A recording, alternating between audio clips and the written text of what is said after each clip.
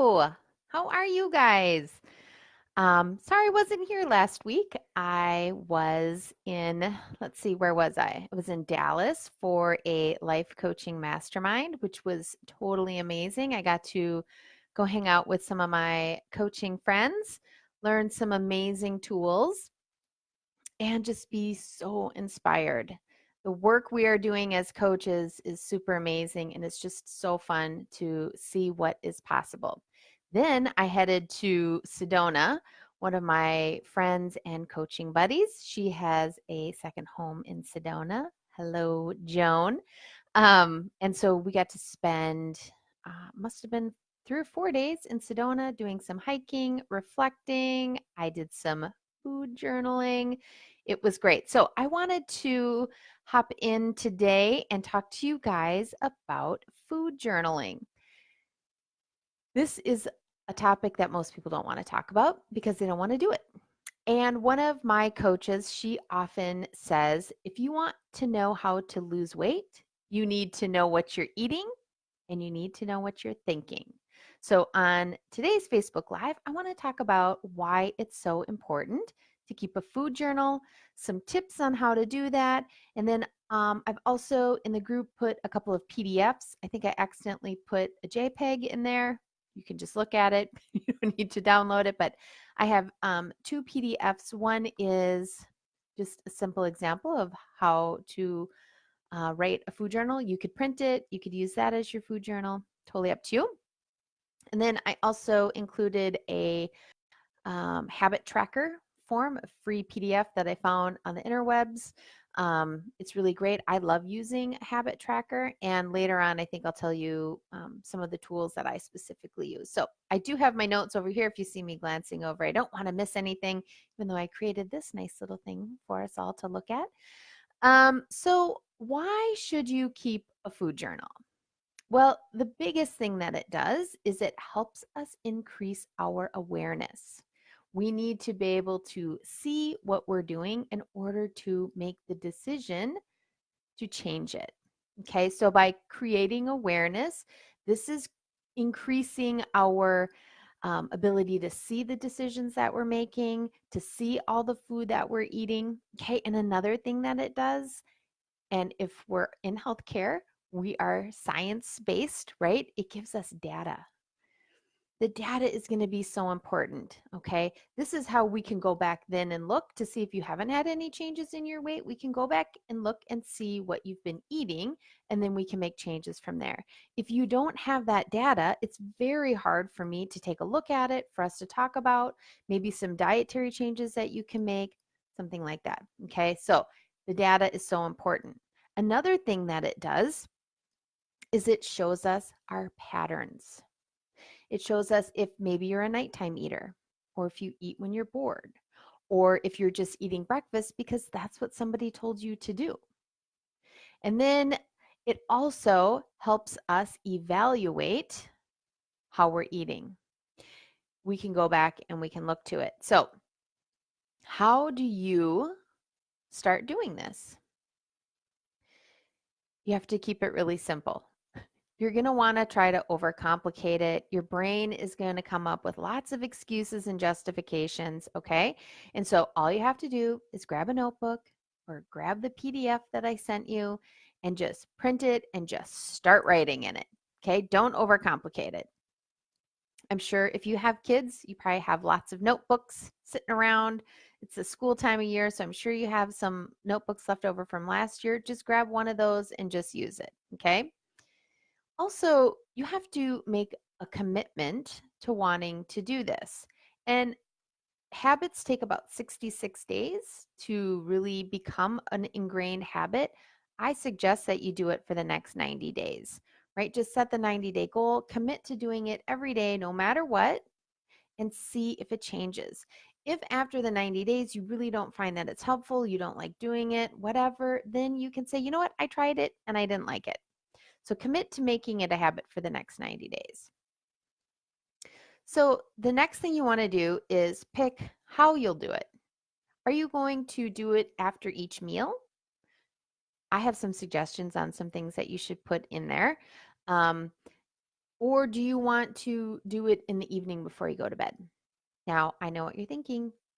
I don't go to bed same spot every night. You might be like me and I work nights. Sometimes I work days, sometimes I work nights. I don't always sleep in my bedroom at night. So I carry a small little notebook with me. I use the James Clear. He wrote the book Atomic Habits. It's an amazing book. I highly recommend it to everybody. And I did buy his journal, and it has a habit tracker in there. It's where I keep my food log. It's where I keep a lot of notes. I write my thought journals in there as well. And so I really recommend that one. But listen, you don't have to go there if you don't want to. Um, I wrote a note here. This is hilarious. Tell your family what you're doing so they can remind you that you should write in your food journal. And if you have teenagers, they will love telling you what to do. I made the mistake. Well, maybe it's not a mistake, but I was very open with my family when I decided that I wanted to lose weight. I have things written on the cabinets, I have sticky notes everywhere. And so now I'll be eating something and the kids are like, is that on your plan? I didn't think you're eating sugar anymore, Mom. Why are you eating that? So they love to tell us what to do, especially if you're driving. I have a emerging driver, and he loves to tell me all the things about driving and how I'm doing a terrible job and how he thinks he's a fantastic driver. So, anyways, I digress. Um, okay, so what should you put on the food journal? Many of us used to food journal back in the 80s, maybe the 90s, maybe the 2000s, but I was journaling way back in the 80s, and I would have to write every single thing down. I would measure things, and then came apps, and you get the MyFitnessPal, and you just put all this stuff in your app. And I honestly, I'm not a big fan of putting it in an app because what that does then is it monitors calories. And then we still have this diet mentality, calories in, calories out. I don't buy into any of that. And so I really just think you should keep it super simple, like on paper. You don't even have to use an app for it. You could track that you're following your plan or that you're using a food journal in a habit tracker, but I don't think that you should keep your food journal in an app. If you want to put it in your notes section on your phone, I think that that's a really good thing too. But you have to decide where you want to keep the food journal, if you're going to do it after every meal or if you're going to do it in the evenings. And then you have to decide what you're going to put on there. So, of course, you should put the date.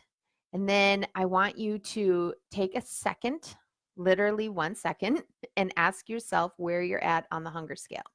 So, if you remember, the hunger scale is -10 to 0 is the hunger side, and then 0 is neutral. And then on the fullness side, it's like +1 to +10. So 10's the most full, 1 is just barely full.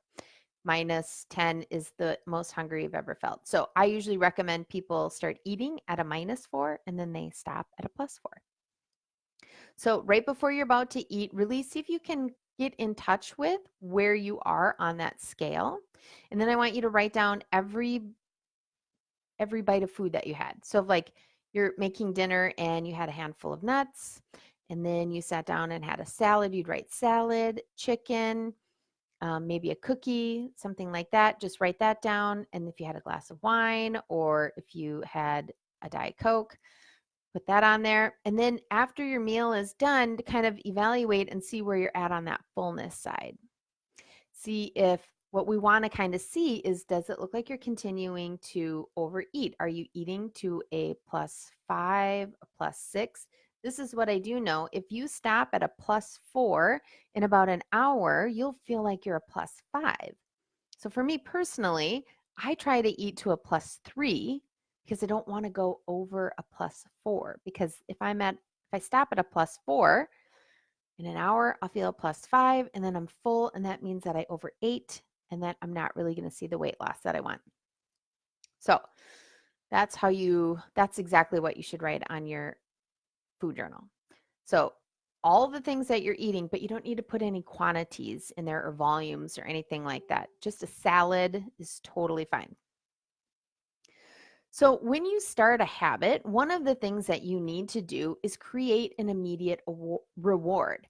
Now, when you do something good, you don't see the immediate benefits of it because it's for the future, and your brain doesn't like that. And so that's why we can talk ourselves out of doing things, is because we don't get the reward.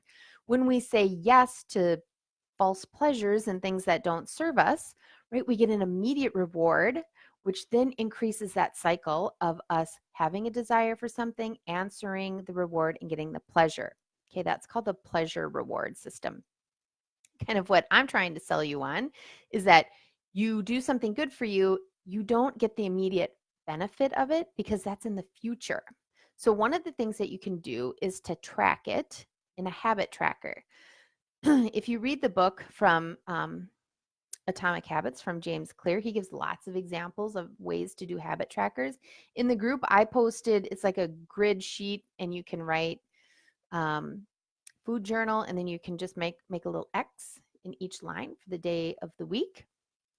Another thing you can do is if you have a jar, you have some buttons or some marbles or paper clips, you can put one of those in there. Your brain really likes to see patterns.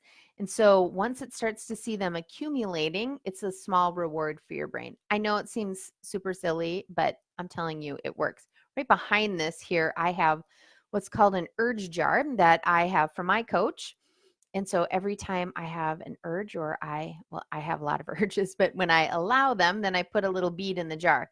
And once you accumulate about 100 urges and not answer them, you really are deconditioning that urge. So I don't know why I went off on that, but when we're starting this new habit, it feels really good to make a check box that you actually did your food journal. So that's a nice little reward that you can give yourself. Now, the other thing that's going to come up for you when I'm asking you to do this food journal, right, are obstacles. Okay, your brain doesn't want to do this. It's going to tell you it doesn't matter. How could writing this food down like help with my weight loss? I can remember what I ate yesterday. These are all lies that your brain is telling you.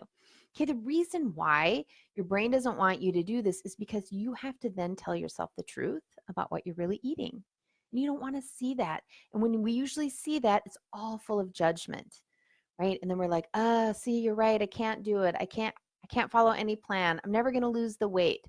All of that drama starts up, and then we don't do it, and then we're confused why we can't lose weight.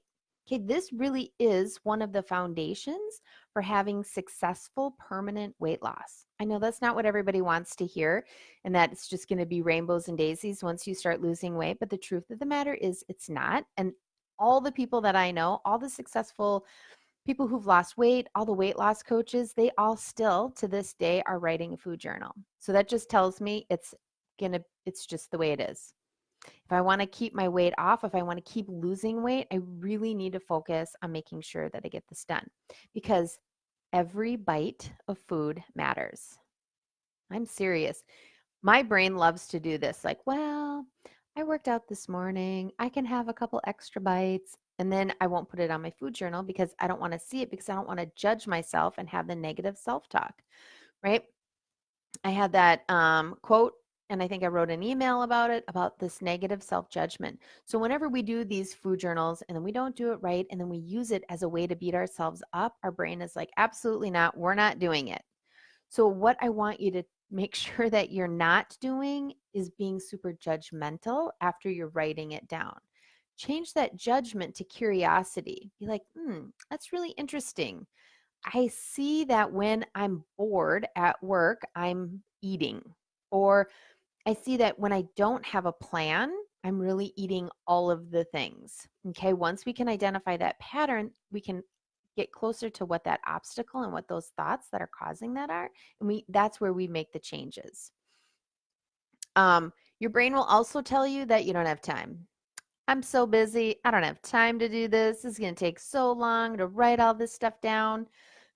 That's a total lie. It should not take you more than 2 minutes to write this down. And I'm pretty sure you should have 2 minutes in your day to do something good for you, right? For my journal, my food journal, it looks like this usually. Coffee with cream times 3. I'm trying to have it be times 2, but it's really pretty much times 3. And then I eat a salad with meat for lunch, and I usually have meat and vegetables and sometimes a piece of fruit for dinner. That took, 22 seconds for me to say and to write. So it doesn't take time. Don't let your brain tell you that this is going to take too long and we don't have the time and blah, blah, blah. Okay. All lies. Don't listen to your brain. Listen to me. I'm the expert. Okay. I know what's best for you right now, and you need to be keeping a food journal. So decide right now that you're going to commit to keeping a food journal for the next 90 days. Okay, and I want you to implement it right away. Implement it. This is one of the things I learned when we were just in Dallas was you have to decide and implement. If you wait too long between that decision, the odds of you implementing anything are very small. So if you're deciding that you're going to start your weight loss journey, you can start right now. Doesn't matter where you are. Doesn't matter if you're going to work with me one-on-one or not. Okay. You can do it by listening to this stuff, following all the things that I have to say, or somebody else, or whatever. Just decide and then start implementing. Don't try to make it be perfect. Okay. It's not ever going to be perfect because we have life. So don't make this complicated. Just grab a piece of paper and just start writing down everything that you eat. Like I said, this is one of the foundations for successful permanent weight loss. So if you have any questions, you could try to put them in the comments, but I don't know if I can figure this out. Baby steps, okay? Baby steps. Someday I'll be really amazing at this, and everybody will be like, oh, it was so cute when she first started out. She was such a mess. She couldn't even read the comments. So you could put something in the comments and I'll maybe see it. Or just send me a direct message on Facebook or whatever other social media thing. I'm on everything at Hems Coach. So I would love to hear from you.